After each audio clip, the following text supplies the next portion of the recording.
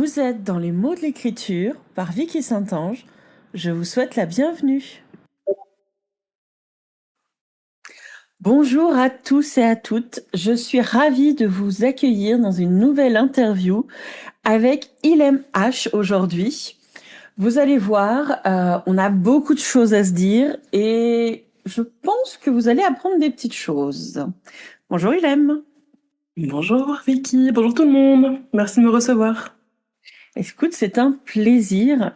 Comme je pense qu'il y a des personnes qui ne te connaissent pas forcément, est-ce que tu accepterais de te présenter ? Bien sûr. Alors, je peux me présenter de plusieurs façons différentes. Si tu veux que je me réfère à mon identité queer, je peux dire que je suis une personne pan demisexuelle, ça fait beaucoup d'infos. Donc Wow. souvent je le découpe en deux. Pan d'un côté et demisexuel de l'autre. Est-ce que tu peux Sinon, préciser, parce que je me dis que, ouais. bon, j'ai quand même bon espoir qu'avec bi, ça soit quand même un peu clair maintenant, mais Ouais. demisexuel, c'est un petit peu plus rare. Est-ce que tu accepterais de donner une petite définition ? Bien sûr, j'ai ma petite définition du cru. C'est-à-dire que globalement, pour moi, les gens sont des plantes vertes. Et je commence à éventuellement développer du désir amoureux et sexuel que après avoir vraiment bien connu une personne. Donc pour moi, par exemple, on va dire que a priori, je suis asexuelle, sauf si j'arrive à me mettre au diapason d'une autre personne et là, je deviens sexuelle. Je sais pas si c'est très clair, mais... Écoute, je vais essayer de reformuler. Ça veut dire que tu commences à être intéressé avec les plantes vertes, uniquement Exactement. si les plantes vertes rentrent en interaction avec toi, que vous ayez vous soyez sur la même longueur d'onde et qu'à un moment, toutes les deux, parce que tu dois aussi être une plante verte de fait, Tout à fait. et ben, vous fleurissez de la même couleur. Oui, c'est ça, c'est ça. J'aime bien ton image. On va garder celle-là. Ok, non, parce que j'allais dire, je suis pas certaine de là où je pars avec ma comparaison. Bah, disons que c'est à la limite, enfin c'est à la limite, c'est entre la sexualité et la sexualité. Donc ça peut prendre plein de formes différentes, mais en tout cas pour moi ça prend cette forme-là. Ok, super, merci. Alors, je te propose de continuer ta présentation. Bien sûr. Alors évidemment, pansexuel, enfin pandemisexuel n'est pas un métier, donc je fais d'autres trucs à côté. Et là notamment, je suis romancière, autrice. J'aime pas écrivaine parce qu'il y a 20 dedans, mais c'est pareil pour écrivain, donc c'est pas par rapport à la féminisation.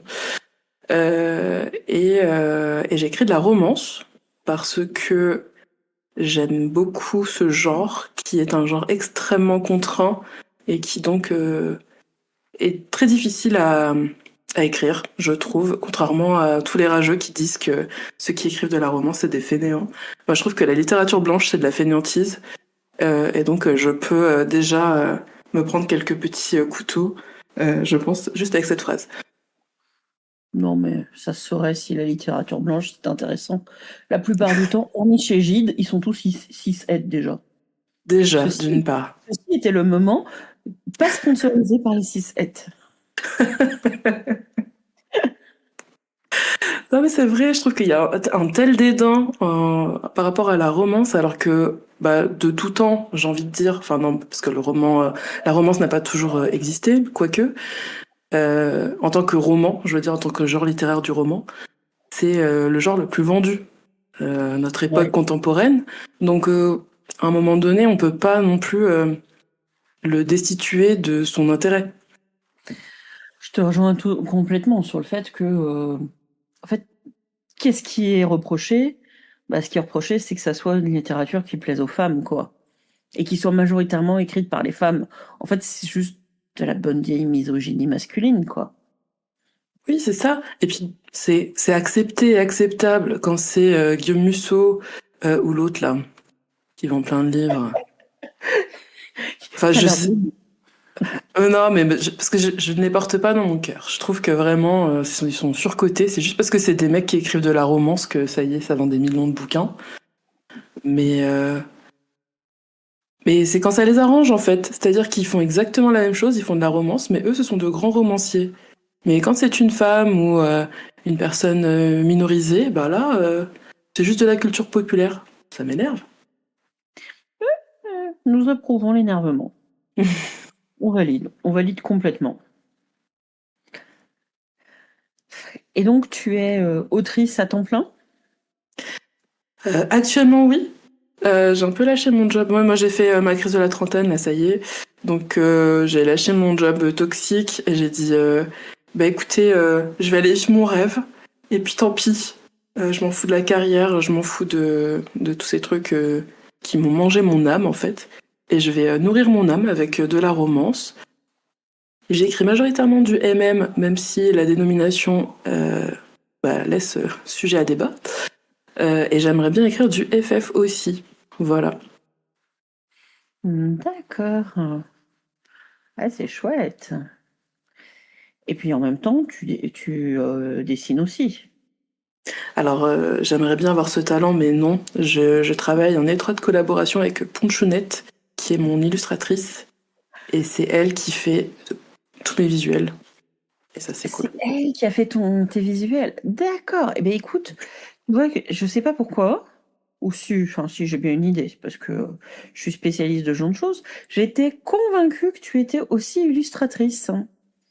Ah, Que j'aurais c'était pas adoré. ton activité principale, mais que tu étais aussi illustratrice. Et Et c'est non, en marrant. réalité, viens de la formation. Ça, c'était mon activité principale. J'ai fait à peu près tout ce qui était faisable dans l'éducation. Et, euh, et non. Et l'illustration, c'est aussi un de mes rêves que j'ai dû oublier quand il a fallu être sérieux et faire des choix rationnels. C'est nul. Ouais, c'est trop nul. Ouais. Et c'est d'autant plus marrant qu'il se trouve que je connais Ponchounette par ailleurs dans une ancienne vie. Ah! Ouais, j'ai fait beaucoup, beaucoup de fanzina pendant longtemps. Et il se trouve que on a fait une icône il y a fort longtemps, côte à côte. Et que donc, j'ai toujours dans mon sac à main un miroir, un petit miroir de poche avec un lama qu'elle m'avait offert. Parce qu'on avait passé quand même 2 jours à s'éclater. Et donc, mais ça remonte à... Oh, je me demande si c'était pas la deuxième icône. Est-ce que c'était Euh, celle dans le cirque? non, non, non, là, encore avant. C'était, on était à Sur la l'hippodrome. péniche? À l'hippodrome. Alors, j'ai fait la toute première qui était celle de la péniche, Ouais, mais je pareil. crois que c'était la seconde qui était à l'hippodrome. Et on avait, ouais, enfin, vraiment, c'était le stand juste derrière nous et on avait beaucoup, beaucoup rigolé pendant 2 jours. Ce qui compensait largement le niveau de fatigue qui Ah, était tu m'étonnes. assez légendaire, allons-nous dire. Ah, mais c'est un bonbon poncho. Franchement, je l'ai rencontré aussi lors d'une icon, celle du sous le cirque, sous la tente là, qui Ouais. était très mouvementée et j'aurais des millions d'anecdotes à raconter à propos de cette convention. Mais mais ouais, c'est là que la légende a commencé et ça fait maintenant plus de 10 ans, hein. On est vieux, on est vieille. Ouais, c'est à peu près le résumé de chacune de mes interviews. Vicky est vieille. Non, non, mais attends, nous, collectivement, on est des vieilles otaquettes. C'est ça, ouais, complètement. Non, non, on se rajeunit pas. Mais c'est pas mal. On a des références que n'ont pas les autres. C'est vrai, on a connu l'âge d'or du mauvais yaoi. Ouais, ouais. Et en même temps, c'est marrant parce que j'en ai parlé avec plusieurs personnes qui sont déjà passées au micro. Mais en même temps, il y a certains mangas de cette époque-là qui restent quand même, qui relèvent du doudou, quoi. En gros, on a 2 titres à chaque fois où ça fait ah oui chez les personnes que j'ai eues jusqu'à présent. Fake et Ouais. New York, New York. Alors, j'ai eu connu Fake, mais pas New York, New York. Tu n'as pas connu New York, New York? Non. Eh ben écoute, tu sais qu'il ressort là, il va ressortir là dans les mois qui viennent. Franchement, je sais pas si je le conseillerais. Parce que si à l'époque, dans les années 90, Début des années 2000. Il était hyper révolutionnaire. Il y a aussi des trucs qui étaient tellement années 90, quoi. Le consentement t'oublie, le pénis magique qui guérit tout, ah ça, il y a pas de souci, hein. Il y est bien dedans. Enfin, voilà, mais c'était une représentation que on ne voyait pas ailleurs à l'époque. En fait, je vais vous spoiler juste qui raconte le dernier chapitre. Donc, on est vraiment dans les années enfin, on est avant les années 2000 hein, en termes de récit. Et les deux personnages principaux, qui sont deux hommes, en fait, leur histoire dans le dernier chapitre est racontée par leur fille adoptive. Je sais pas si t'imagines, enfin, si tu Oui, c'est perçois. novateur. Oui, c'est novateur pour l'époque. Ah mais ouais, pour l'époque, c'est quand même assez dingue. C'est vraiment pas du tout la norme d'avoir ce genre de récit dans un manga. D'autant plus que le manga est sorti en 95 au Japon.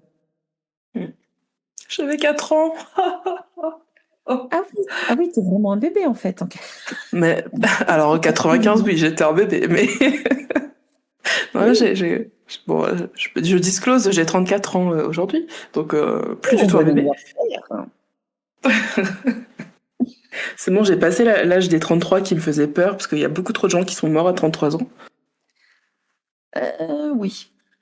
Ouais, Oui. voilà, tu pourras mettre un trigger warning par rapport à ça ou le cut, mais ouais, j'avais peur de cette malédiction. C'est pas du tout rationnel, mais Écoute, ça se saurait si les peurs c'était rationnel. c'est vrai. Mais pour en revenir du coup à New York, question peut-être que tu le sais parce que tu es une personne très cultivée. Est-ce que l'adoption pour les couples homosexuels existait déjà quelque part sur cette planète en 95 ou c'était juste prémonitoire un peu? Je crois qu'il y a des États aux États-Unis où c'était déjà possible. Parce qu'en fait, aux États-Unis, il me semble avoir lu il n'y a pas longtemps que grosso modo, c'est que dans les années 70 où il y a eu des lois interdisant les mariages qui n'étaient pas entre personnes de genres différents.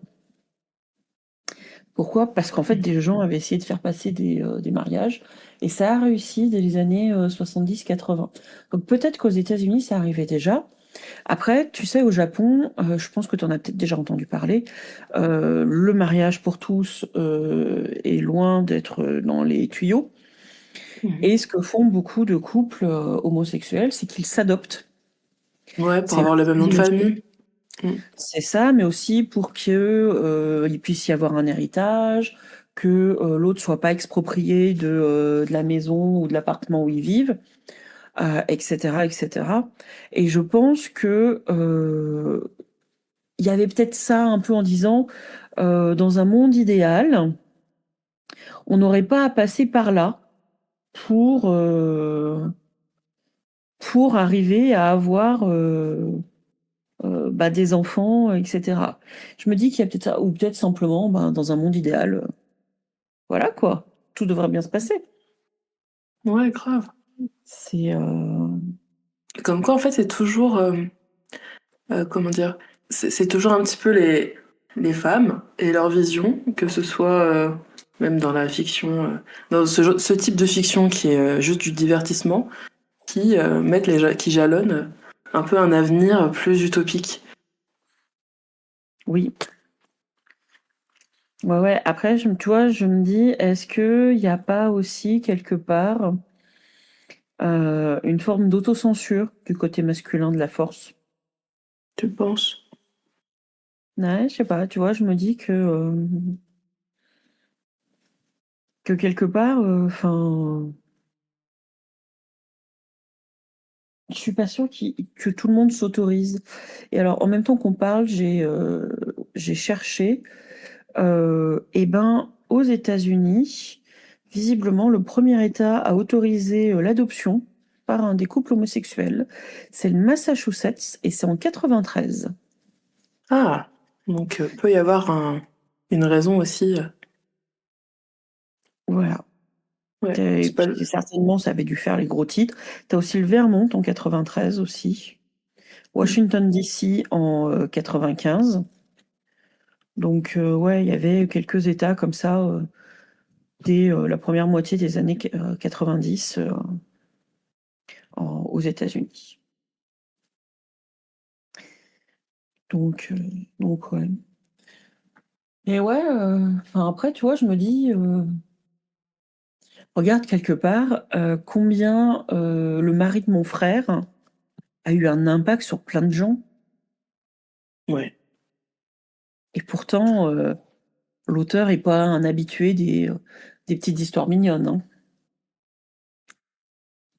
Alors oui, mais je pense que c'est peut-être l'angle du récit qui lui a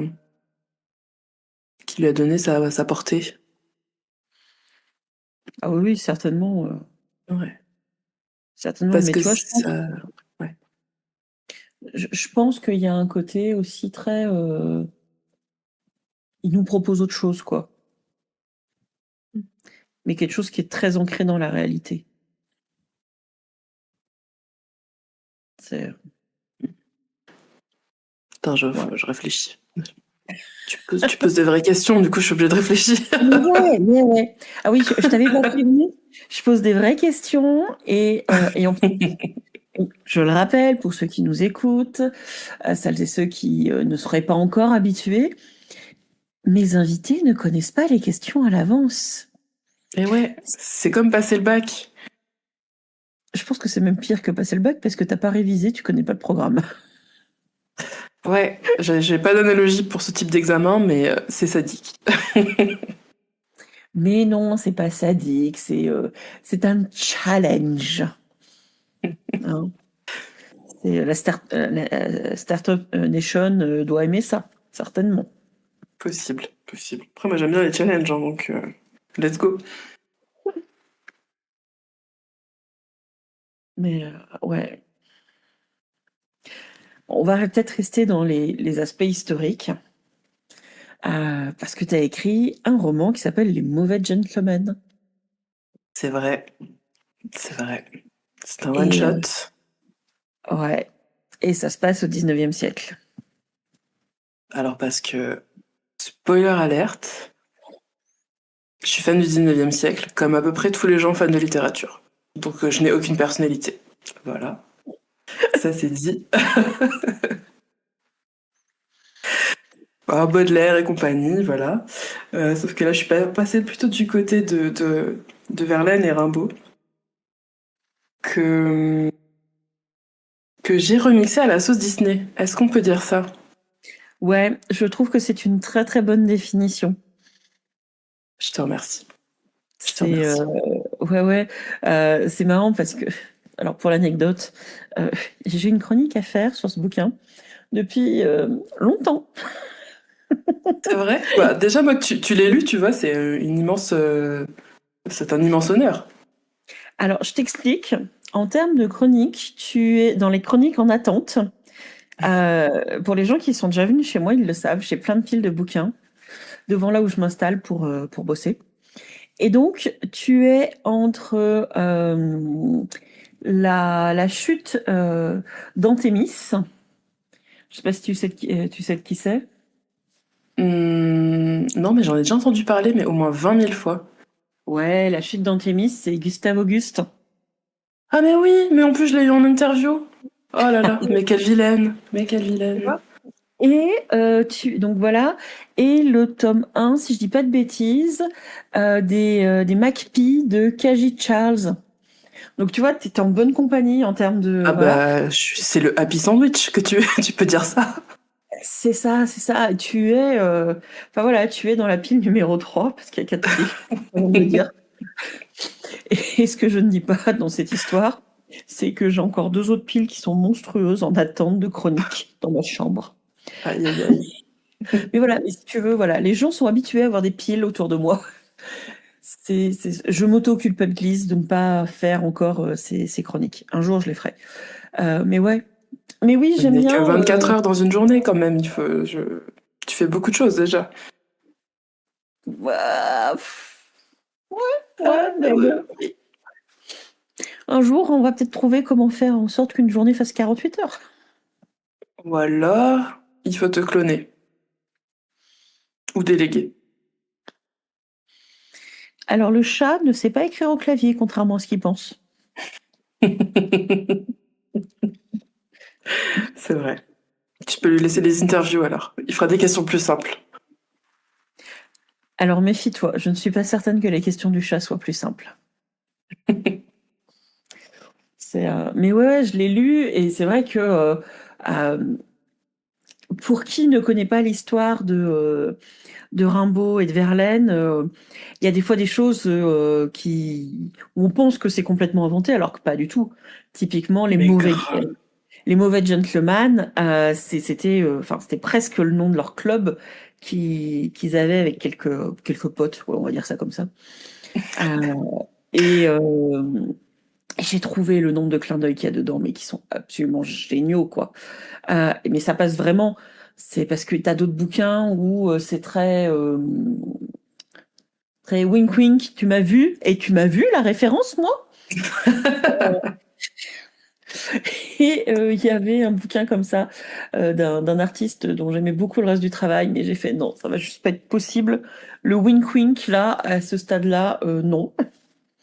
Alors que tu le fais avec beaucoup plus de subtilité, et j'ai trouvé ça vachement chouette. Et ce qui m'a quand même assez étonnée, c'est que tu as remis des détails qui ne sont pas forcément hyper simples à trouver. Parce que souvent, on va pas se mentir, hein, les bios de Rimbaud et Verlaine, c'est un peu la crise de la cis-attitude, hein. Complètement. C'est assez désespérant. Et ouais, et vraiment, enfin moi, ça m'a assez épaté la qualité du travail documentaire que tu as dû faire pour avoir quelque chose qui se tient vraiment. Et j'aurais bien aimé que tu nous en parles un peu de ce travail de recherche documentaire que tu as fait. Oh, bah, je te remercie. Écoute, ça me fait énormément plaisir que tu soulèves ça parce que je voulais qu'il soit euh, un bonheur pour les personnes qui sont férues d'histoire littéraire et qui connaissent bien Rimbaud et Verlaine. Donc que ce soit très fidèle à l'histoire. Et en même temps, je voulais que ce soit accessible à des personnes qui n'en avaient jamais entendu parler et qui prenaient l'histoire comme ça, sans le bagage culturel.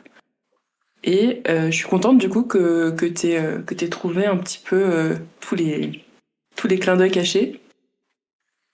Et je suis contente aussi que ce soit pas apparu comme quelque chose de très tape à l'œil en mode, regardez, j'ai lu des bouquins d'histoire littéraire. Donc merci, ça me fait super plaisir. Et pour un petit peu ma façon de travailler à ce moment-là, alors il faut savoir aussi que je viens pas de nulle part, j'ai un master en lettres. Et donc, je connais bien l'histoire littéraire déjà, que j'ai travaillé, que j'ai rédigé un mémoire sur les contes cruels de Villèle-l'Isle-Adam, donc je suis assez férue du fin de siècle. Et que j'ai pris ça un peu comme une fanfiction. Et je pense que ça va être peut-être un peu paradoxal comme approche, parce que très scientifique et en même temps très proche de mon travail sur la fanfiction. C'est-à-dire que j'ai pris un canon existant qui est l'histoire, et sur lequel j'ai brodé une romance qui correspondrait au canon. Est-ce que c'est Ouais. clair? Je suis pas Ah, sûre. mais c'est super clair. Dans le monde de la fanfiction, on appelle ça le RPS, Real Person Slash. Donc, ouais, de la romance, de la relation entre véritables personnes. Ouais, c'est pas très élégant comme traduction, mais on va faire avec. Et oui, oui, et en plus, il y a eu une période où ça a été extrêmement à la mode comme genre. Mais Mais c'est chouette parce que c'est vrai que le faire sur des vraies personnes encore vivantes, entre guillemets, pas que Rimbaud et Verlaine soient fausses, mais ils sont morts depuis longtemps, quoi. Ouais. Et Ça laisse de la place. c'est ça. Et puis, en fait, hormis les descendants de Rimbaud qui s'obstinent à essayer de faire croire qu'il était cis-het, je pense qu'il y a plus grand monde qui a de doutes sur la question. Franchement, je comprends pas comment ils peuvent essayer de dire non, mais il faut arrêter de dire qu'il était gay ou homosexuel, c'est pas vrai et tout. Les gars, vous avez lu les mêmes poèmes que moi ou pas là? C'est clair. Non, mais enfin, je veux dire, il y a quand même des photos, des lettres, il y a des preuves indéniables, je veux dire. Enfin, je me la suis farcie, la correspondance. J'ai fait des remixes un petit peu de la correspondance. Donc, il y a des preuves, les gars. Arrêtez le déni. Ouais, puis même, je veux dire, même sans aller lire la correspondance, enfin, est-ce qu'on en parle des poèmes? Est-ce qu'on en parle d'une saison en enfer ou pas? Enfin, je pense que tout est explicite. Tout est explicite. Si on est une saison en enfer, c'est hyper explicite. J'avoue que je trouve ça assez hallucinant. Et c'est pour ça, en fait, que généralement, quand tu as les œuvres complètes de Rimbaud, tu n'as pas une saison en enfer avec. Tellement c'est explicite. Ouais, c'est vrai qu'il fallait les chercher un peu. Ouais, je racontais ça dans une autre interview où j'ai étudié l'œuvre complète de Rimbaud au lycée. Mais il n'y avait pas l'œuvre complète de Rimbaud dedans. Il y avait pas C'est une... une fausse œuvre complète, fallacieuse. C'est ça, c'est ça. Il a fallu que j'achète à côté une saison en enfer parce que c'était pas dans l'œuvre complète. Et le prof nous a jamais dit que c'était pas l'œuvre complète. Hein. C'est Peut-être même pas soulevé, en fait, le truc. ah bah oui, oui, je pense que en fait, avec du recul, parce que bon, c'était il y a plusieurs décennies, hein, on va pas se mentir. Tu vois, j'ai j'ai plusieurs hypothèses. Mes deux principales, c'est petit 1. En fait, il le savait peut-être même pas que une saison en enfer existait. Parce que il y a quelques décennies, on n'avait pas forcément accès à l'information aussi facilement. Et comme tout ce qui relevait de l'homosexualité ou du moins de la non-hétérosexualité de Rimbaud et de Verlaine avait tendance à être mis sous le tapis, ben voilà. Ah, Et mais l'autre c'était. chose, Pardon, je suis désolée, je te coupe. Mais vas-y. pour souligner ça, en fait, que effectivement c'est mis sous le tapis. Et moi, j'ai fait mes études au lycée, pareil, on a étudié des poèmes de Verlaine, des poèmes de Rimbaud, même je crois jusqu'à l'université. C'était juste vite fait une petite phrase dans la bio, sans que ça soit dit clairement et que ça, comment dire, que ça change l'interprétation qu'on a du texte. Ouais, c'est dingue. Ouais. C'est dingue. Et tu vois, ma deuxième hypothèse, c'est que le prof, à mon avis, était peut-être pas non plus nécessairement à l'aise pour assumer une saison en enfer face à des mômes de 16 ans. Je pense qu'il y a de ça aussi. Parce que, voilà, si les gens l'ont pas lu, une saison en enfer, c'est quand même relativement explicite. Et franchement, dans l'absolu, c'est pas nécessairement une lecture que je voudrais essayer d'analyser avec des mômes de 16 ans qui pensent avec leurs hormones. Et là, je suis très polie sur les mômes de 16 ans. Je sais pas toi comment tu le vois, mais Je pense que si déjà d'une part il y a un petit peu d'homophobie comme ça de la part du prof, ou même s'il n'y en a pas, mais qu'il n'y a pas de bagage culturel suffisant pour déminer le terrain et instaurer un dialogue apaisé dans la classe, effectivement, je pense que c'est plus simple de dire ça n'existe pas, on met sous le tapis, et puis oh regardez les éliminations. Enfin voilà. c'est ça, c'est ça. C'est et je pense qu'en même temps, ça portera un débat qui est vachement sain. Hein. Mais bon, on était une classe un peu taquine. Euh, C'est le pauvre garçon, enfin le pauvre garçon, je sais pas, mais ce prof, je sais pas quel âge il avait, mais il était plutôt en fin de carrière, hein. Ouais. Et il a eu le malheur, un jour, de nous expliquer comment s'écrivait un sonnet. Je Non, ne sais non, pas comment ça peut déraper, mais j'ai hâte de savoir. comment ça peut déraper? Eh ben, ça peut déraper avec une classe complète qui se trouve ça hyper tripant d'écrire des sonnets et de les filer au prof en disant au prof: «Monsieur, est-ce que vous pouvez les corriger pour vérifier si on a bien compris comment ça fonctionne?» Hmm. Ils étaient Voilà. crapuleux un peu les sonnets ou pas? Ah non, non, non, non, non, c'était juste l'idée à la con du jour. Ah bah c'est mignon.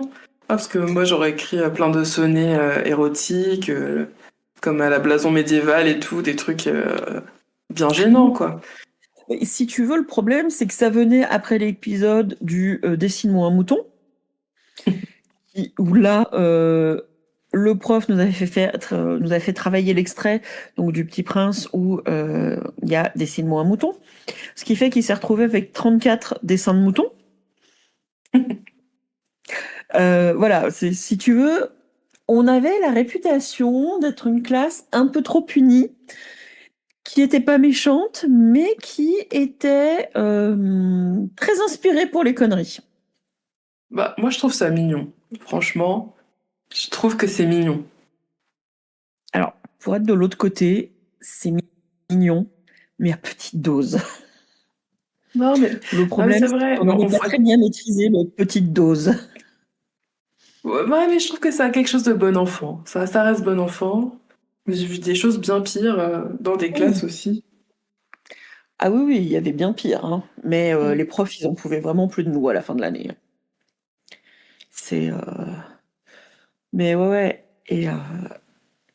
Mais oui, mais c'est Rimbaud et Verlaine prennent cher dans les cours. Et tu vois, je me demande si aujourd'hui, quand on enseigne Rimbaud ou Verlaine, eh ben, est-ce que ça passe toujours sous le tapis ou est-ce que c'est mieux? Mm. Bonne question. En fait, je me dis que peut-être que la position d'enseignant, elle est compliquée. Bon, j'ai enseigné aussi.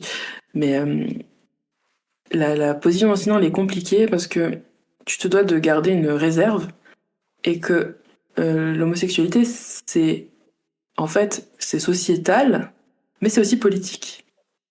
Et donc, c'est très difficile de l'aborder sans remous. Mais ça devrait être fait. Ça devrait être fait. Moi, je le dis, enfin, en tout cas, moi, mes élèves, je leur disais qu'ils avaient une aventure Rimbaud et Verlaine. Et souvent, j'essayais de pointer l'unicité, un peu la singularité des auteurs pour que si j'avais des enfants queer dans la salle, eh ben, ils se sentent pas hors du monde, en fait, hors de la création littéraire, hors des représentations qu'on étudie à l'école. Ouais, ouais, Mais ouais. je suis pas certaine que beaucoup d'enseignants l'ont fait. Non, non, et puis je pense qu'il y a aussi une problématique de formation. Oui. C'est, je suis pas sûre que tous les enseignants aient été formés correctement à aborder ce type de sujet avec des adolescents.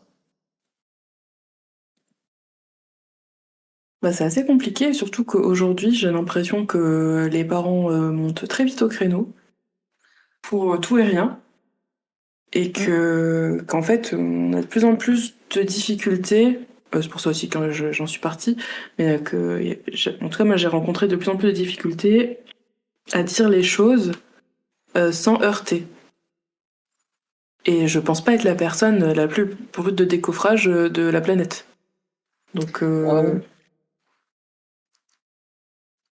ouais. Donc, je du te coup, je rejoins. sais pas par quel bout prendre ce truc. Je te rejoins. Enfin, moi, mes étudiants, bah, ils sont des étudiants justement, donc ils sont majeurs, vaccinés pour la majorité. Mais c'est vrai que il y a des aspects qui sont bien plus difficiles à aborder que d'autres depuis quelques années. Et parce que ouais, il y a une espèce de tension globale euh, qui infuse en fait beaucoup plus facilement qu'avant. C'est je sais pas, je saurais pas dire à quoi c'est dû, hein, mais c'est sûr que en effet, il y a des sujets où avant c'était beaucoup plus simple de les aborder, on était vraiment dans un échange pédagogique, alors que là, c'est beaucoup moins le cas. Et pourtant, enfin moi les miens, ils sont adultes, ils sont dans un contexte extrêmement favorisé et favorable, hein. Donc ouais. Oui, c'est comme si des choses qui sont un fait social relevaient de la croyance. En fait, c'est ça qui me... C'est aussi touchy que de parler de religion. Alors que, en fait, c'est un fait social, c'est pas... Enfin, bon, la religion aussi, c'est un fait social, mais dans le sens où il y a des identités plurielles, ça existe, c'est pas une opinion, et, et ben, des personnes ces personnes-là ont marqué aussi l'histoire littéraire, plein de choses, et puis en fait, vis avec, quoi. C'est la vie, c'est comme ça.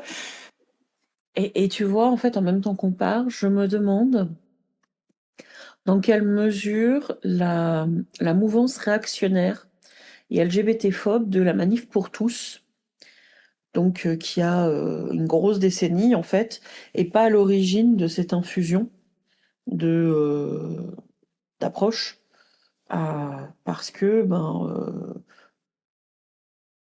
les, les enfants, les ados, enfin ouais, les jeunes enfants qui ont vu ça, qui s'y sont confrontés, en fait, c'était il y a 12 ans. Mm.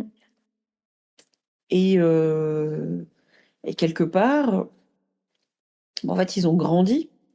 Et quand t'entends dire dans ta plus tendre enfance que c'est mal, que ça va envoyer les gens en enfer, que c'est la même chose que des relations non consenties, etc.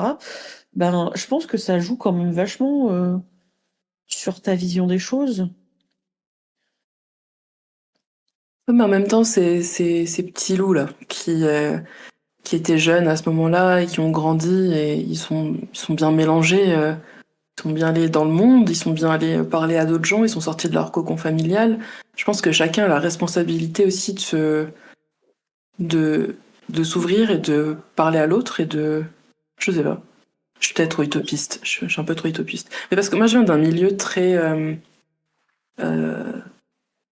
très conservateur. Ma mère, elle a fait la manif pour tous, donc le trauma le level à peu près 88 sur 100. Tu le vois bien, oui, en effet. Ouais. Et, euh, et bon, on a débunké depuis, hein, donc elle s'en veut et tout ça, mais ce que je me dis, ouais, j'aurais pu complètement vriller de la carafe et, et aller dans un extrême ou dans l'autre. Mais le fait est que c'est parce que j'ai fait des études, que j'ai rencontré plein de gens différents, que j'ai confronté mes opinions avec ces personnes-là, que je me suis rendu compte qu'il y avait d'autres façons de voir le monde, que j'ai réussi à trouver ma place. Et je pense que c'est un chemin que chacun doit entreprendre en son âme et conscience. Ouais. Je suis complètement d'accord avec toi. Après, je sais pas si c'est facile pour tout le monde. Tu sais, c'est la phrase quand on veut, on peut. Ouais, mais les moyens mis à notre disposition sont pas égaux de partout. Tu vois, enfin, Ça, t'imagines c'est vrai. si au lieu de faire des études de lettres, t'avais fait, par exemple, du droit, qui, on le sait, dans la fac, sont souvent les filières les plus réac. Euh, ou t'avais été en école de commerce. Ouais, On quelle dit horreur. école de management maintenant, hein, du coup, Quel enfer. Pardon. tu vois, ou une école d'ingénieur Mm. un peu select, très masculine, tu vois. Je sais pas si tu aurais eu Le les bagage. mêmes. les mêmes opportunités pour ouvrir tes chakras. Alors, ce que tu dis est très juste, et je sais qu'il y a un petit peu ce mythe de, comme tu dis, si on veut, on peut, mais qu'en fait la sociologie te dit que non, ça n'est pas si simple. Mais je pense que quand t'as en toi une souffrance qui est telle qu'elle te remplit de frustration, de colère, qu'elle te rend aigri, c'est ton devoir de soigner ça. Et du coup, bah, de t'écouter et d'aller chercher un remède, en fait. Ouais. Parce que pour moi, il y a une personne qui est haineuse, c'est une personne qui refuse de voir un problème en elle. Pour moi, les homophobes, c'est des personnes queer refoulées, typiquement. Parce que si tu étais bien avec toi-même, tu serais bien avec les autres. Ah, mais là, je suis pas d'accord avec toi. Ah. Il y en a, je pense qu'il y en a. Ça, je te l'accorde tout de suite. Mais je pense que le patriarcat, je vais essayer de faire court, hein, parce que là, si on me lance sur le Ah bah t'as patriarcat, commencé la phrase par le patriarcat, donc. voilà, tout le monde sait que ça va être long, mais on va essayer de faire court. Le patriarcat, c'est quand même une grande ambiguïté, c'est que à la fois, on est dans une situation où la norme imposée par le groupe social est d'aimer les femmes pour un homme, mais en même temps, les femmes sont vues comme des êtres tellement inférieurs, tellement médiocres, que de fait, il faut courtiser des relations avec des hommes. Euh, c'est un truc extrêmement spécifique, c'est l'homosocialité. En sociaux, c'est une manière, enfin c'est le terme pour parler des relations fréquentes, régulières, d'amis, souvent, mais pas que, qui ont lieu entre deux personnes d'un même genre. Et le truc, c'est que le patriarcat s'en est complètement emparé, et donc va regarder les femmes de loin. Et le truc, c'est que notre ami le patriarcat, dans sa tête, il n'y a pas les classifications hommes et femmes, il y a les classifications hommes et non-hommes. Et dans non-hommes, il n'y a pas que les femmes. Il y a aussi toutes les personnes qui ne répondent pas aux critères masculins du patriarcat. Donc par exemple, c'est pour ça que il va y avoir beaucoup d'insultes, d'injures, par exemple à l'encontre des personnes asiatiques, sur le fait qu'elles ne sont pas assez viriles. On va les assimiler à des femmes. Il y a beaucoup d'insultes homophobes qui en fait reviennent à dire vous n'êtes que des femmes. Parce que leur problème, c'est pas que quelqu'un pénètre une autre personne, c'est bien que une personne relevant de la catégorie homme soit pénétrée, en réalité. Et si tu veux, pour eux, enfin pour le patriarcat, tel qu'il est infusé dans notre société, le groupe social non-homme, non-homme, en fait, c'est toutes les personnes qui ne correspondent pas aux stéréotypes, aux injonctions du patriarcat. Donc d'être un homme blanc, cis et hétéro. Et auquel cas, on peut ajouter que toutes les personnes non blanches tombent aussi dans le personne non homme. Exactement, exactement. Mais Parce ce qu'en qui fait, pose question, parce que la plupart, enfin, les représentations qu'on a des personnes, par exemple, noires ou arabes, ou d'origine maghrébine, comme moi-même, quand c'est des représentations masculines, c'est toujours une surperformance de la virilité. Donc comment est-ce que ça échoue hors du patriarcat? eh Enfin, ben, justement, cette surreprésentation de la virilité, c'est une représentation de la violence, d'une forme de violence dans le patriarcat. Parce que cette survirilité, c'est pas comme insérer ici le nom de je ne sais quel acteur blanc qui fait de la gonflette, mais c'est quelque chose d'hyper négatif. Typiquement, un stéréotype haineux que tu as certainement déjà entendu, ou dont que tes proches ont déjà entendu, c'est ils viennent nous prendre nos femmes. Le Ça, fameux. le fameux. assorti évidemment de si une femme va en couple avec eux, etc. Forcément, en fait, c'est une agression sexuelle. Enfin, tu connais toute la liste complètement dégueulasse qui va avec. Et là, en fait, ce qui les sort de la catégorie homme, c'est le fait qu'ils ne se comportent pas en homme au sens humain. Quand tu Oui, après, regardes, c'est en fait, l'animalisation. Ouais. Ah, Oui, c'est pour ça qu'on dit des sauvages ou des barbares. exactement. Les sauvages, les barbares, les monstres. Chaque fois que tu entends ce type de mot, le but, c'est que ça met en fait en place deux groupes, nous et eux. Et eux, ce sont les autres, ce sont ceux qui ne nous ressemblent pas. Et de fait, c'est un autre groupe social sur lequel on peut cracher, sur lequel on peut faire tout un tas de choses. Et vraiment, le patriarcat te met ça en place. Mais en même temps, et tu vois, et c'est là où le patriarcat est quand même d'une violence extrême, c'est que je ne sais pas si tu as le loisir étrange, des fois, de regarder un peu comment fonctionne le porno gay.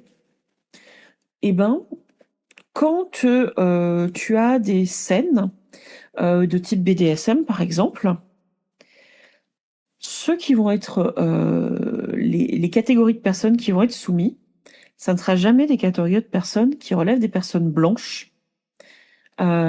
Généralement, ça va être, tu vas avoir des trucs comme un maghrébin humilié, un noir humilié, alors super l'essentialisation en plus, hein, mais tu vois. Ah ouais, parce que je Et, pensais que c'était un fantasme, justement, l'homme noir, l'homme arabe, en mode top, quoi, en actif.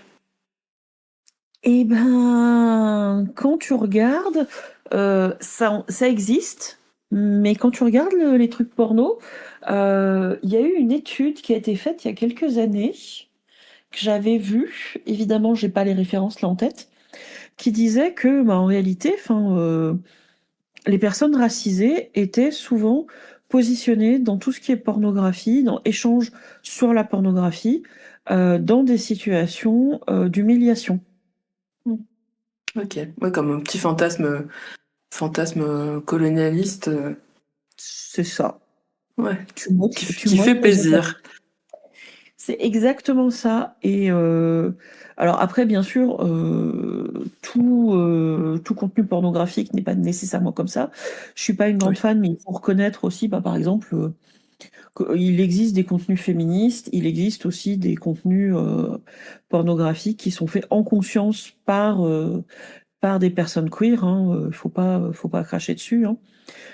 Je suis pas fan perso, mais il y a aussi du contenu qui cherche à faire évoluer les choses. Mais quand tu prends le contenu de base, le Jackie et Michel et ce genre de machin, euh, eh ben c'est plutôt ça qui ressort statistiquement. Et c'est aussi plutôt ça qui ressort statistiquement des contenus dits amateurs. Ok.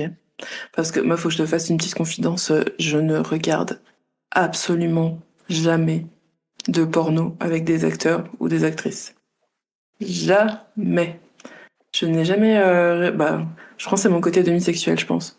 Ça ne me suscite rien d'autre que du pourquoi vous faites ça? Ça a l'air douloureux. Vraiment. C'est. Écoute, ça me paraît être une très très bonne question. Après, moi, tu sais, enfin, l'écriture érotique, ça fait partie de mes grands trucs. Hein.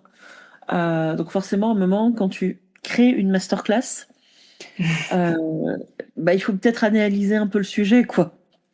Je peux pas C'est juste certain. évacuer. Et je pense que tu as bien compris que quand j'analysais un sujet, je le faisais pas genre, bon, je vais lire 3 lignes et c'est fini. Ah non, mais je vois que tu vas au fond des choses avec mauvais jeu de mots. C'est ça exactement. Donc je vais lire des études scientifiques, je vais aller regarder les choses. Et là, si on dit merci de ne pas avoir d'enfants mineurs dans le coin. Enfin voilà, je vais creuser les choses, mais je vais pas juste m'arrêter à des articles de Monsieur et Madame Tout le Monde. Je vais préférer plutôt m'appuyer sur des recherches scientifiques, des recherches statistiques, par exemple de l'INSEE, des choses comme ça, pour avoir une vraie matière. parce que, ben, à un moment, voilà quoi. Il faut quand même pas Mmh. non plus, dire tout et n'importe quoi mais c'est assez amusant parce qu'en effet, l'image qui colle aux femmes est que, les femmes ne regardent surtout pas de porno, heu et Bah, donc j'écris de l'érotique, hein, mais pour moi, l'érotisme n'est pas le porno. et c'est ça, exactement. L'érotisme n'est pas le porno, alors que la plupart des gens voient pas forcément la différence et surtout ce qui est très amusant, c'est que, chaque fois que j'ai pointé chez des hommes le fait que, ce qu'ils écrivaient, c'était pas de l'érotique mais du porno, que, leurs personnages, pénétrés, enfin non-hommes en fait, étaient juste des poupées gonflables qui servaient, à la jouissance de l'autre autre personnage qui était un personnage masculin. En fait, leur première réaction, c'est: «De toute façon, tu sais pas ce que c'est l'érotisme et le porno, tu as jamais vu un film porno» Quel et il se argument de poids! Pardon. ouais, il se pourrait que j'ai rigolé, mais très fort quand même, à chaque fois Bah, qu'il me l'a dit. ouais, mais c'était un très mauvais argument, face à toi Bah et ouais, c'est un je très mauvais faisais argument dans l'absolu. ah ouais, ouais, c'est ça et c'est vraiment marrant parce que, la plupart des gens voient pas, tout l'impact, la réalité qu'il y a derrière le porno mainstream, quoi. En plus, en France, on a des chercheurs et des chercheuses qui sont passionnantes sur le sujet. Il faut quand même le savoir. On a pas mal de chercheurs qui sont super intéressants sur la question et c'est triste, en fait, que les gens se renseignent pas un minimum. C'est, Bah, tu sais, moi, je pense que beaucoup de personnes tombent sous le joug de l'effet Dunning-Kruger. oh oui, Je sais pas si enfin, je pense que tu le connais toi, mais je sais pas si les auditoristes, eux, connaissent. Mais c'est ce sentiment de maîtriser un sujet dès lors qu'on a lu un petit peu dessus. En fait, on se rend compte que, je sais pas, on va prendre l'histoire, on va prendre l'histoire. On lit un livre d'histoire, on se sent tout de suite expert. Mais si on lit 10 livres d'histoire, on se rend compte qu'en fait, on est très très loin de maîtriser la connaissance. Et c'est l'effet de Dunning-Kruger, c'est ça, c'est que moins on en sait, plus on croit en savoir. c'est ça, c'est exactement ça, moi enfin vraiment sur le sujet de la pornographie, moi je trouve qu'il y a quelqu'un qui est super passionnant, qui est francophone tant qu'à faire, qui est queer tant qu'à faire, Mhm. c'est Ludie Demol Defay. Je donne souvent son nom parce que vraiment je trouve son travail passionnant et avec, quand même régulièrement de l'accessibilité, du partage et tout. Donc c'est vraiment super intéressant et son job est vraiment hyper accessible. Donc voilà quoi. Bah écoute, Et tu seras rajouté à ma palle. en plus, vraiment, un discours qui est hyper, qui est nuancé. C'est pas tout blanc ou tout noir, c'est vraiment un travail de recherche quoi. Un vrai travail nuancé et c'est super intéressant et je kiffe. Voilà. Bah écoute, n'hésite C'était pas à partager, partage ta bibliographie. Je veux tout c'est ça, savoir. c'est mon petit moment fangirl. Non, mais tu sais quand même que pour la masterclass que j'ai sur l'écriture érotique, j'ai plusieurs centaines de références dans la bibliographie qui est fournie. Ah oui, quand même. Ah oui, quand même. Mhm. Bah oui, c'est énorme. Voilà, voilà. Et ce n'est qu'une sélection. Bah hâte de la table ronde alors. C'est ça, c'est ça. Mais le but du jeu de la table ronde, ça fait de faire parler les personnes autour de la table, pas juste de me faire parler moi. Mais tu seras toujours mon joker, tu vois, si j'ai pas de réponse, je te ferai parler. Oh oui. Dit, on parle d'écriture érotique, mais si un genre où l'écriture érotique est bien présente, c'est bien les fanfics et les fanarts quand même. Oh oui.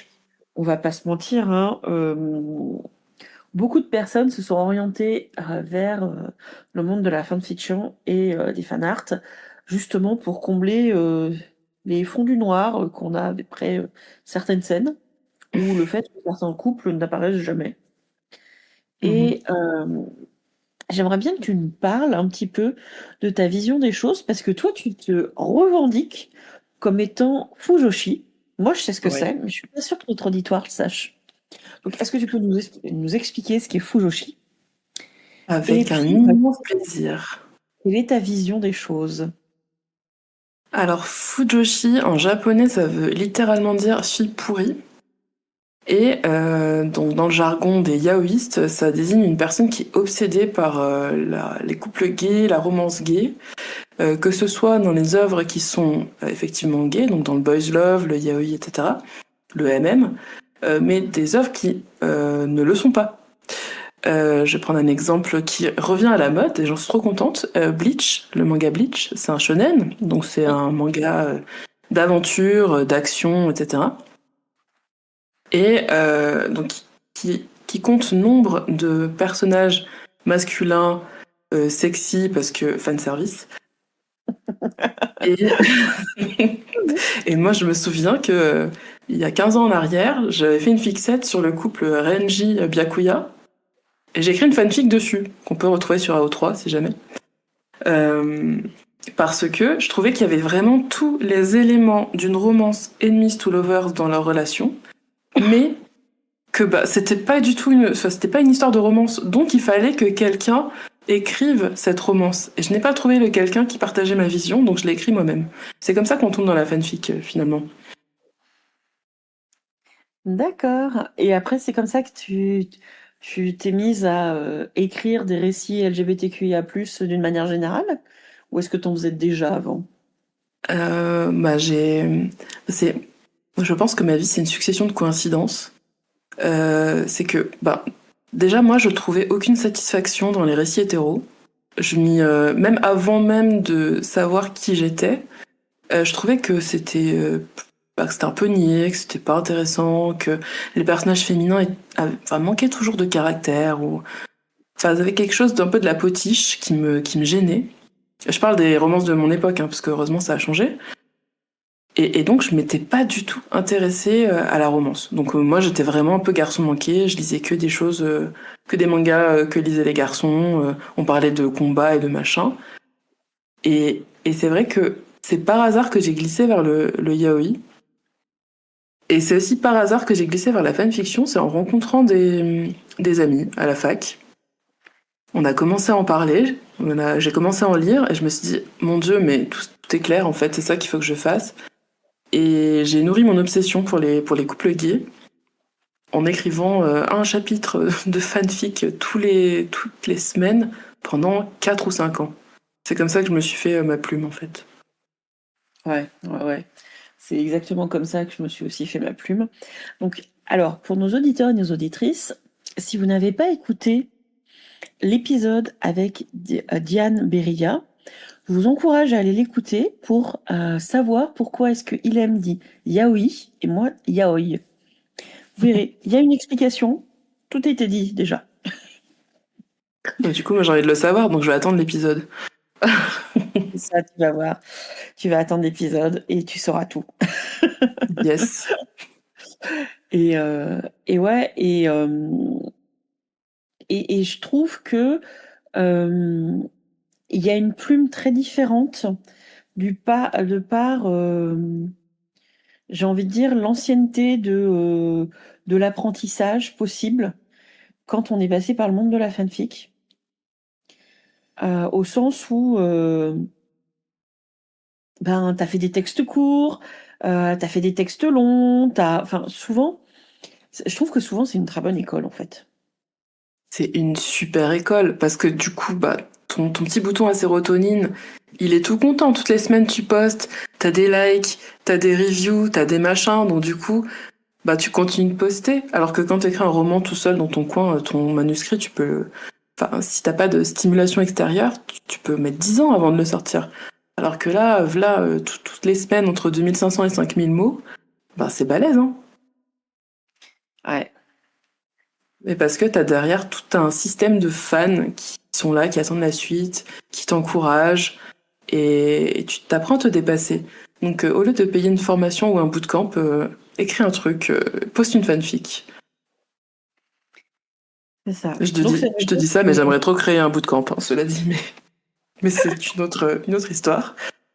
Mais la fanfic, c'est une super bonne école. tu sais, hein, j'ai toujours refusé que mes défis soient appelés bootcamp, hein, parce que j'aime pas du tout le concept. Mais on va pas se mentir, mes défis, en vrai, c'est des bootcamps, hein. Complètement. Complètement. Voilà, faut être complètement honnête, hein, certains jours. Ah, mais c'est clair. Mais non, franchement, mais la fanfic, c'est tellement un monde. Alors, c'est un monde qui peut très bien aller de la shitty histoire que t'écris quand tu connais pas ta structure narrative et que tu connais pas ta conjugaison et que des textes qui sont d'un niveau complètement professionnel. Et donc, il y a une variété de choses à lire. Il y a des choses plus ou moins qualitatives. Mais c'est un univers assez merveilleux en fait, qui est débridé, qui est libre, qui, ouais, qui se défait de toute règle, comme Mmh. le roman à l'origine, quoi. Ouais, et puis tu vois, moi, ce que je trouve hyper intéressant, c'est que quand tu es dans la littérature en tant qu'auteurice, c'est compliqué de changer de genre. C'est compliqué d'expérimenter. Alors que la fanfic, mais c'est open bar. Demain, tu veux écrire un roman policier, enfin une fanfic policière, à fun. Tu as plein de fandoms pour ça. Le surlendemain, tu as envie d'écrire un truc d'extraterrestre, mais fais-toi plaisir. Mais oui, puis tu peux pousser le vice encore plus loin avec les univers alternatifs. Tu C'est dis, ça. ok, alors c'est une histoire de vampire qui se passe dans le monde contemporain. Et ben, tu sais quoi? Je vais le mettre dans l'espace. Bim, univers alternatif. C'est incroyable. C'est ça. C'est tu prends un personnage et tu fais non, non, non. Lui, en fait, c'est une femme. Et Ouais. enfin, tout tombe parce que ça fonctionne plus du tout de la même manière. Ça a un côté hyper magique et surtout, ce que je trouve hyper puissant, c'est que quand tu n'as pas à créer tes personnages, majoritairement, et ben, de fait, tu as la possibilité qui est extrêmement puissante de te concentrer juste sur comment est-ce que je raconte ça. Mm. C'est très juste Et, ce que tu dis. et je trouve que c'est hyper puissant pour s'entraîner. Oui, parce que finalement, bah, je sais pas toi, mais pour moi, tout part du personnage. Quand je fais de la fiction originale, en tous les cas, tout part du personnage. Et si j'ai pas bien défini mes personnages à l'origine, mon récit va nulle part. Et la fanfic, bah, c'est déjà fait. T'as déjà le canevas qui est préparé. Alors, moi, je parle pas du personnage, mais tant que j'ai pas les personnages, il y a rien qui sort. Mm. Je Donc, peux c'est partir un du peu. «Oh, un Ça fait chat est partie du assis au milieu travail de la route». préparé. Ah bah Voilà alors? une idée. Et après, par contre, vas-y, débrouille-toi. C'est ce que j'appelle les fameuses dings, pour les personnes qui ont le plaisir de suivre ce défi-là. Euh, et, et après, c'est va trouver ce qu'il y a autour de ton chat assis au milieu de la route. Hmm. Voilà, c'est ma réalité en tant qu'autrice, qui est que je ne suis Ah pas ouais. sortie finalement. Ah, moi, je suis plus en mode expérimentation, laboratoire. J'ai mes personnages, je les mets dans un bac à sable et je regarde ce qui se passe. Alors pas C'est- pour les mauvais gentlemen parce que j'ai fait le travail contraire, mais pour le reste, c'est plutôt ça. ouais. Bon, le temps file, ça fait déjà plus d'une heure qu'on est ensemble et j'essaie de Tout à fait. garder ces entretiens à une durée raisonnable. Donc, je te propose qu'on glisse vers les 3 dernières questions. Très bien, je serai succincte. Oh, attends, tu vas voir les questions. L'antépénultième question, Mhm. c'est à quelle question est-ce que tu rêverais de répondre? Oh, j'y ai pas pensé ça. Rassure-toi, personne n'y a pensé. Sauf Diane Berilla. Oh, mais elle est trop forte, elle aussi. Je suis fan. C'est ça. Mm. Diane est trop cool. Mais grave. Qu'est-ce que... Oh. Ah bah je pense qu'il faut me poser une question sur mon projet en cours et comme ça je peux faire un monologue de 3h30 à peu près.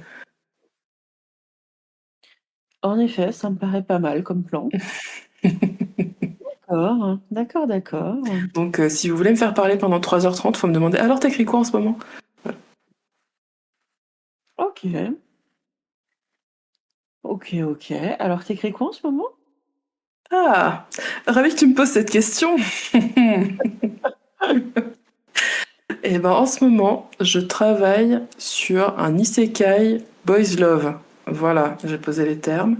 Donc je suis en train de créer tout un système de jeux vidéo pour avoir une narration qui soit vraiment pas un truc de Deus Ex Machina toutes les fins de chapitre, parce que je déteste ça dans les isekai. En mode, oh, le héros est en mauvaise posture. Tiens, et s'il avait un pouvoir qui lui sortait du trou du cul?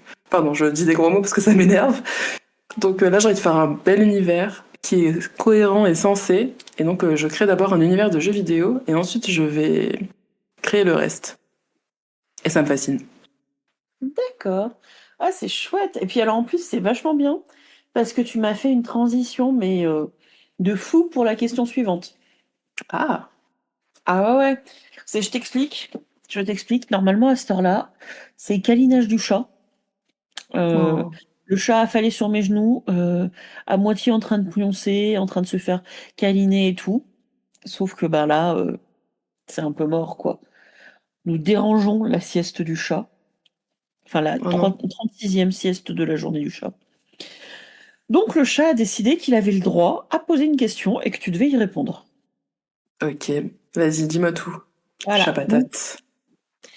Donc nous avons tous compris que tu aimais les jeux de dating BL en boys love et tout. Le chat aussi l'a compris. Et Aïe donc il aïe me dit aïe. savoir quel est l'archétype des jeux de dating boys love qu'il est. Ah, eh ben je dirais que c'est le tsundere Ah. qui Oh, aime oh. bien, bah oui, et qui fait genre, je suis gentil, mais non, je suis pas trop gentil. J'ai pas fait ça pour toi, c'est parce que il trouvait toujours une excuse. Et puis là, je te fais pas un câlin, c'est toi qui me fais un câlin. Ce côté un peu, ouais, un peu le tsundere. Et qui du coup nous attendrit en fait à force. Et on lui passe tous ses caprices. Ça a l'air de lui plaire vu la tête qu'il fait, faut que je te le dise. Voilà. C'est parce qu'il est à côté de moi et tout, il nous a écoutés, hein. Oh, bah, si j'ai l'approbation du chat, je suis la plus heureuse. Et écoute, dernière question, c'est notre question fil rouge. Je la pose à tout le monde, hein. Donc je répète, ce n'est toujours pas une question qui a été préparée. Donc tu la découvres hein, à cet instant. Euh, quel récit publié, enfin rendu public, aurais-tu aimé écrire et pourquoi? Ah ouais, ça je sais. J'aurais aimé écrire les contes de Vérania, mais c'est TJ Klune qui les a écrits. D'accord, et pourquoi? Parce que c'est le récit le plus drôle, le plus profond et le plus beau que j'ai lu de ma vie, je crois. Parce que D'accord. ça part d'une blague. En fait, on dirait le début d'une blague, le pitch. Et en fait, c'est une vraie quête personnelle et intime. Et je crois qu'il a écrit ce texte, cette saga, quand il était en dépression et que ça l'a aidé à sortir de la dépression. Et comme c'est une pote à moi aussi, la dépression, bah son texte m'a aidé à moi à sortir de la dépression. Donc c'est un texte guérisseur, miraculeux. Et j'aimerais que tous les textes que j'écrive soient comme ça, vraiment. Alors pour l'anecdote, c'est pas la première fois qu'il est cité. Et c'est pas la première fois qu'il est cité dans le cadre de cette interview comme ouais, ayant une vraie puissance dans son écriture. C'est assez amusant. En plus, l'autre personne qui me l'a dit, je suis pas sûre vous vous connaissiez, quoi, pour le coup. Donc C'est c'est vrai. ouais, c'est vraiment marrant de voir que un auteur puisse ben, toucher comme ça des personnes qui se connaissent pas du tout. Eh Ah, ben, mais écoute, il est très très fort. je te remercie Lisez-le. beaucoup. Pardon, je te coupe, ça fait 25 fois que je te coupe, le mauvais synchro. Mais lisez TJ Klune, voilà. J'arrête maintenant, je te laisse parler. Écoute, moi je te remercie pour cette discussion. J'espère que nos auditeurs et nos auditrices auront pris autant de plaisir que moi à nous écouter. Donc voilà, c'était trop cool. C'était trop cool.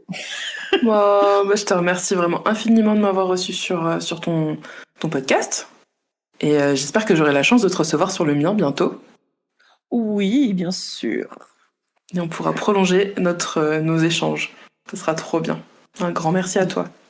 Oh ouais, parce que j'ai encore une liste super longue, hein, mais après ça devient insupportable d'écouter un truc aussi long. Ça devient les 24 heures de Vicky. C'est un peu ça, ouais. Écoute, encore merci beaucoup pour être venu au micro.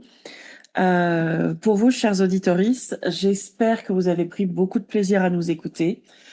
J'espère que si vous ne connaissiez pas Hélène, ce sera pour vous l'occasion d'aller fouiller tout ce qu'elle propose. Entre autres, je tiens juste à dire que j'adore la manière dont elle annonce sa newsletter chaque semaine sur Insta. Franchement, si j'étais plus courageuse, plus régulière, je crois que je le ferais aussi. Comme ça, c'est trop cool. Quoi qu'il en Merci. soit, on se retrouve très bientôt pour une nouvelle interview. Et puis n'hésitez pas à aller regarder les autres et écouter les autres surtout, parce que vous pouvez pas les regarder, vous pouvez que les écouter. Et parce que, comme vous l'avez vu, il y a tellement d'écho entre les personnes que j'interviewe alors qu'elles ne se connaissent pas nécessairement à titre perso. Donc voilà. Quoi qu'il en soit, je vous espère vous retrouver tous et toutes très bientôt et je vous souhaite une bonne fin de journée. Au revoir. C'était les mots de l'écriture. Si ce podcast t'a plu, n'hésite pas à me laisser une petite note, un petit commentaire ou à venir m'en parler sur les réseaux sociaux. Tu m'y retrouveras sous le nom de Vicky Saint-Ange. Et puis si tu penses que cela peut aider d'autres personnes, n'hésite pas à leur partager le lien. À très vite.